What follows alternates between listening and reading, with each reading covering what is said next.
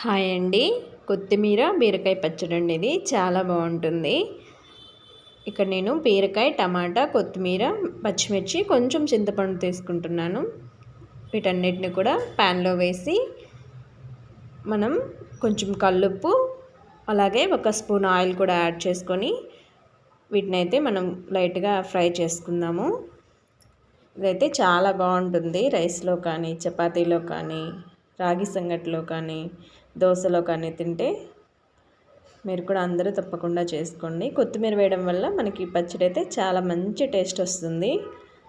చూడండి, ఆ విధంగా ఒకసారి తిప్పి మనం మూత పెట్టేసి మగ్గనిద్దాము. మగ్గిచ్చండి అలాగా.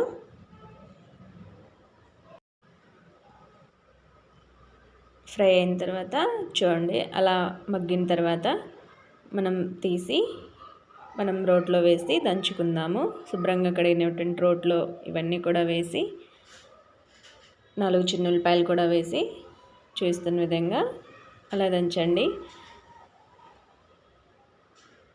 చాలా బాగుంటుంది. తర్వాత ఒక ఆనియన్ కూడా వేసి, ఆనియన్ ఎక్కువ మెత్తగా దంచొద్దు, అలా కచ్చపచ్చగా దంచితేనే బాగుంటుంది. చూడండి, ఆ విధంగా అయిపోతే సరిపోతుంది.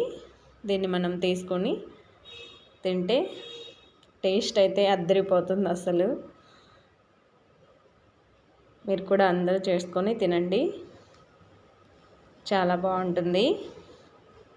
Please watch and thank you అండి.